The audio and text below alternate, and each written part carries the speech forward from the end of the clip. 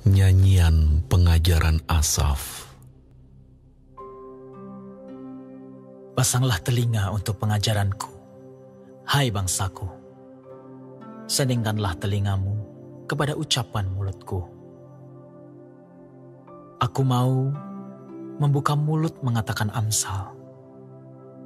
Aku mau mengucapkan teka-teki dari zaman purbakala. Yang telah kami dengar dan kami ketahui, dan yang diceritakan kepada kami oleh nenek moyang kami. Kami tidak hendak sembunyikan kepada anak-anak mereka, tetapi kami akan ceritakan kepada angkatan yang kemudian. Puji-pujian kepada Tuhan dan kekuatannya dan perbuatan-perbuatan ajaib yang telah dilakukannya. Telah ditetapkannya peringatan di Yakub, dan hukum Taurat diberinya di Israel. Nenek moyang kita diperintahkannya untuk memperkenalkannya kepada anak-anak mereka, supaya dikenal oleh angkatan yang kemudian, supaya anak-anak yang akan lahir kelak bangun dan menceritakannya kepada anak-anak mereka, supaya mereka menaruh kepercayaan kepada Allah dan tidak melupakan perbuatan-perbuatan Allah, tetapi memegang perintah-perintahnya. Dan jangan seperti nenek moyang mereka, angkatan pendurhaka dan pemberontak, angkatan yang tidak tetap hatinya dan tidak setia jiwanya kepada Allah. Bani Efraim, pemanah-pemanah yang bersenjata lengkap, berbalik pada hari pertempuran. Mereka tidak berpegang pada perjanjian Allah dan enggan hidup menurut Tauratnya. Mereka melupakan pekerjaan-pekerjaannya dan perbuatan-perbuatannya yang ajaib yang telah diperlihatkannya kepada mereka. Di hadapan nenek moyang mereka, dilakukannya keajaiban-keajaiban. Di tanah Mesir, di padang Zoan, dibelahnya laut, diseberangkannya mereka, didirikannya air sebagai bendungan. Dituntunnya mereka dengan awan pada waktu siang dan semalam suntuk dengan terang api. Dibelahnya gunung batu di padang gurun. Diberinya mereka minum banyak air, seperti dari samudera raya. Dibuatnya aliran air keluar dari bukit batu, dan dibuatnya air turun seperti sungai. Tetapi mereka terus berbuat dosa terhadap Dia, dengan memberontak terhadap Yang Maha Tinggi di padang kering. Mereka mencobai Allah dalam hati mereka dengan meminta makanan menuruti nafsu mereka. Mereka berkata terhadap Allah, "Sanggupkah Allah menyajikan hidangan di padang gurun? Memang Ia memukul gunung batu sehingga terpancar air dan membanjir sungai-sungai. Tetapi sanggupkah Ia memberikan roti juga? Atau menyediakan daging bagi umatnya?" Sebab itu, ketika mendengar hal itu, Tuhan gemas. Api menyala menimpa Yakub, bahkan murka bergejolak menimpa Israel. Sebab mereka tidak percaya kepada Allah dan tidak yakin akan keselamatan daripadanya.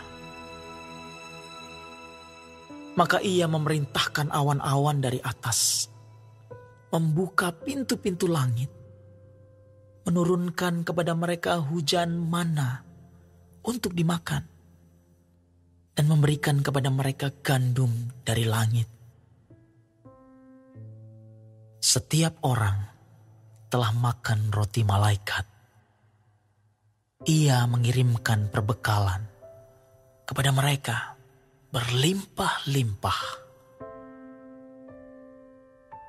Ia telah mengembuskan angin timur di langit dan menggiring angin selatan dengan kekuatannya. Ia menurunkan kepada mereka hujan daging seperti debu banyaknya dan hujan burung-burung bersayap seperti pasir laut. Ia menjatuhkannya ke tengah perkemahan mereka, sekeliling tempat kediaman itu.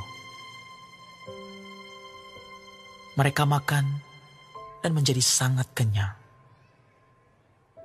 Ia memberikan kepada mereka apa yang mereka inginkan. Mereka belum merasa puas, sedang makanan masih ada di mulut mereka. Maka bangkitlah murka Allah terhadap mereka. Ia membunuh gembong-gembong mereka dan menewaskan teruna-teruna Israel. Sekalipun demikian, mereka masih saja berbuat dosa dan tidak percaya kepada perbuatan-perbuatannya yang ajaib. Sebab itu, ia membuat hari-hari mereka habis dalam kesia-siaan dan tahun-tahun mereka dalam kekejutan. Apabila ia membunuh mereka, maka mereka mencari dia. Mereka berbalik dan mengingini Allah. Mereka teringat bahwa Allah adalah gunung batu mereka dan bahwa Allah yang Maha Tinggi adalah penebus mereka.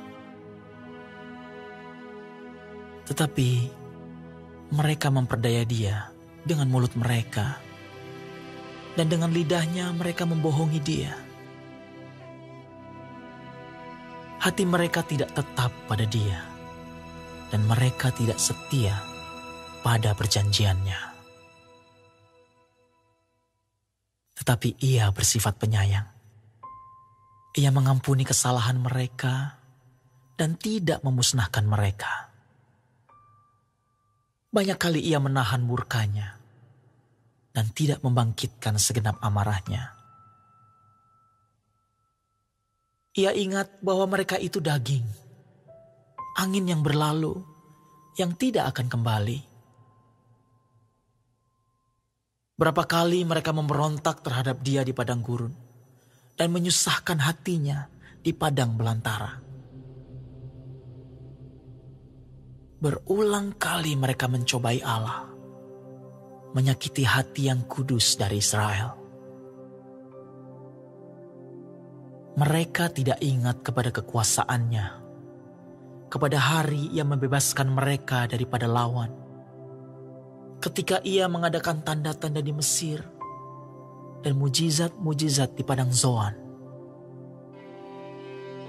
Ia mengubah menjadi darah sungai-sungai mereka dan aliran-aliran air mereka sehingga tidak terminum.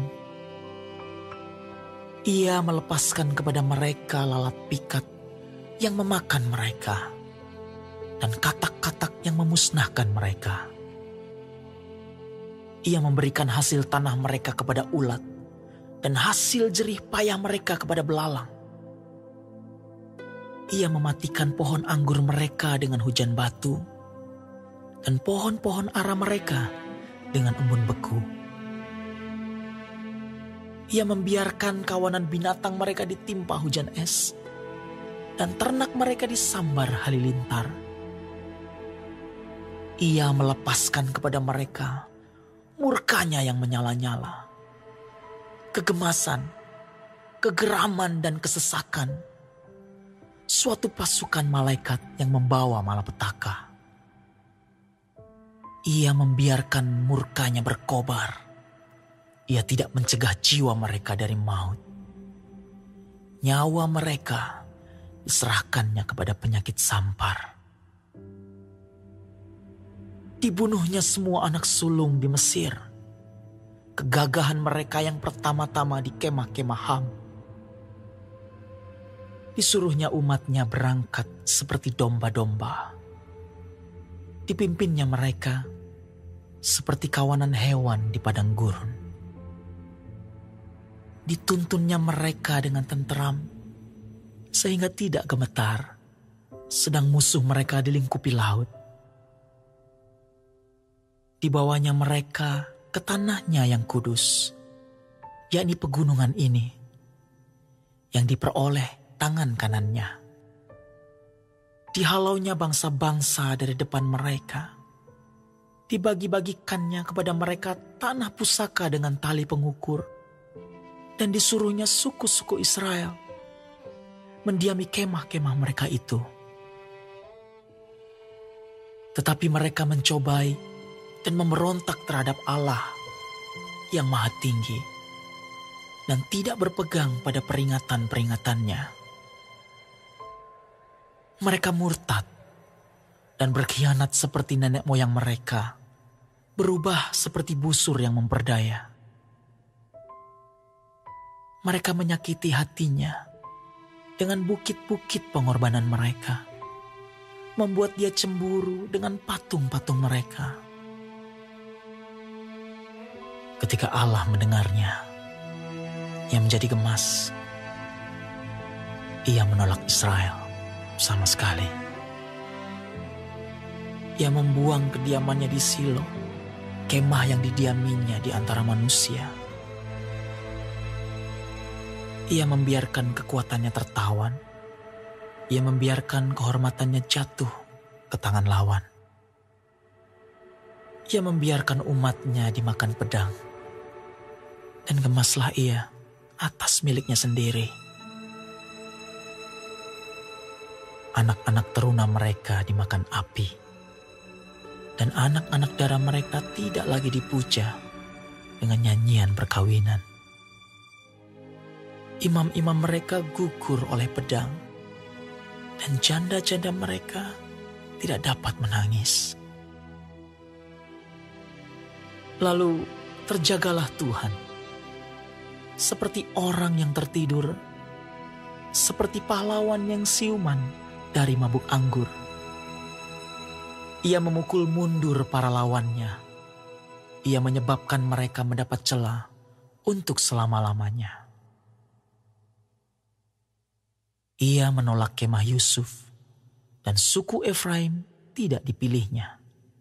Tetapi ia memilih suku Yehuda, Gunung Sion yang dikasihinya. Ia membangun tempat kudusnya setinggi langit, laksana bumi yang didasarkannya untuk selama-lamanya. Dipilihnya Daud hambanya. Diambilnya dia dari antara kandang-kandang kambing domba. Dari tempat domba-domba yang menyusui didatangkannya dia untuk menggembalakan Yakub umatnya dan Israel miliknya sendiri. Ia menggembalakan mereka dengan ketulusan hatinya dan menuntun mereka dengan kecakapan tangannya.